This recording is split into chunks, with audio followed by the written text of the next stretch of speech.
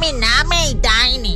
আমার না আছে রূপ পরিবর্তনের ক্ষমতা, না আছে সর্বশক্তি ক্ষমতা, শুধুই আছে কোন শরীরে প্রবেশ করার ক্ষমতা। এই নিয়ে আর কদিন চলবে? আমার সর্বশক্তির অধিকারিণী হতেই হবে। শুনেছি এই বিলের মধ্যেই জলপরীরা থাকে। আমি যদি কোনো জলপরীকে ধরতে পারি, তাহলে তার রক্ত চষে আমি হব এই মায়াবী শক্তির অধিকারিণী। তারপর থেকে ডাইনি ওই বিলের পাশে এক নিম গাছে থাকতে শুরু করে। এমনই একদিন সকালবেলা দিনেশ যখন বিলে মাছ ধরার জন্য বেরোবে, তখন গিন্নি, ও গিন্নি, আমি চললাম। বিলে গিয়ে দেখি আজ কটা মাছ পাই। আজকাল তো বিলে ভালো মাছও পাচ্ছি না, কি করে যে সংসার চালাবো কি জানি। হ্যাঁ গো, আমাদের এই অভাবের সংসার উপরওয়ালা যে কবে মুখ তুলে চাইবেন জানি না। এরপর দিনেশ ছিপ নিয়ে বিলের ধারে গিয়ে ছিপ ফেলতে শুরু করে, কিন্তু তার ছিপে একটাও মাছ ওঠে না। এইভাবে সকাল পেরিয়ে বেলা হয়ে যায়। সেই সকাল থেকে ছিপ নিয়ে বসে আছি, আজ একটা মাছও পেলাম না। মাছ না পেলে তো আজ চালও কিনতে পারবো না। হে ভগবান, দয়া করো।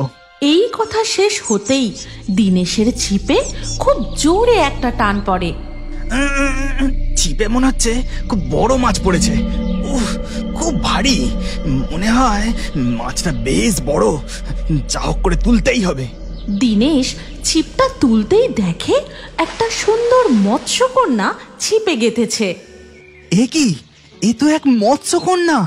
হ্যাঁ, আমি এক মায়াবী জাদুর মৎস্যকন্যা। আমার মা বিলের ধারে আসতে বারণ করেছিল। দয়া করে আমায় ছেড়ে দাও, আমায় মেরো না, ছেড়ে দাও আমায়। তুমি কথাও বলতে পারো? আমি তোমায় মারবো না গো, দাঁড়াও, আমি বড়শিটা এক্ষুনি খুলে দিচ্ছি। ধন্যবাদ বন্ধু, তোমার যখনই কোনো দরকার হবে এই বিলের ধারে এসে মৎস্যকন্যা বলে ডাকবে, আমি তক্ষুনি চলে আসবো। দিনেশ বড়শিটা খুলে মৎস্যকন্যাকে আবার বিলের জলে ছেড়ে দেয়।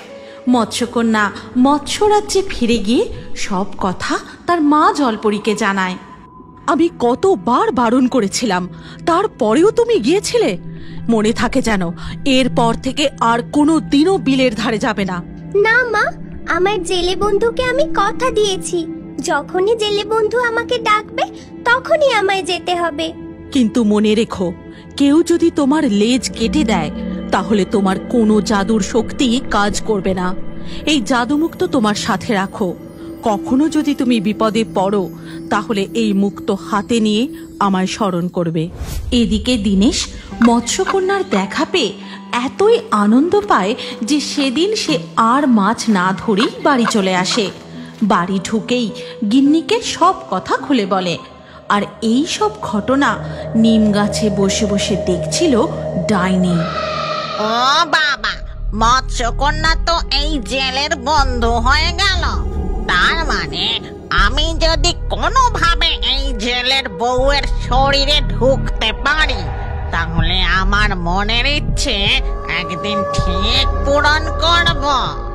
এর পরের দিন যখন দিনেশ জেলে ছিপ হাতে আবার ওই বিলে মাছ ধরতে চলে যায়, তখন তুলিকা রান্নাঘরে বসে রান্না করছিল।